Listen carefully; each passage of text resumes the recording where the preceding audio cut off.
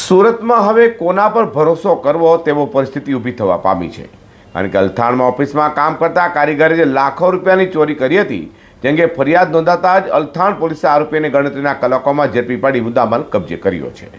સુરતમાં ચોરી સહિતના બનાવો તો રોજે રોજ સામે આવે છે। જો કે આ વખતે તો ભરોસો એટલે કે વિશ્વાસુ વ્યક્તિએ જ લાખો રૂપિયાની ચોરી કરી હોવાની ઘટના સામે આવી છે।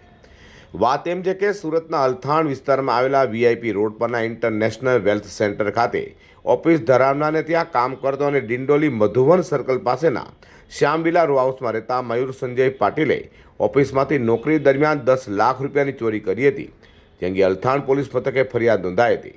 તો બીજી તરફ સુરત પોલીસ કમિશનર અનુપમસિંહ ગેહલોત તથા અધિક પોલીસ કમિશનર સેક્ટર 2 કેન્ટ ડામોર, નાયબ police commissioner zone 4 doctor Nidhi Thakor અને મદદનીશ પોલીસ કમિશનર એટ ડિવિઝન ઝેડ.આર. દેસાઈના માર્ગદર્શન હેઠળ અલથાણ પીઆઈ ચૌહાણની ટીમ પેટ્રોલિંગમાં હતી।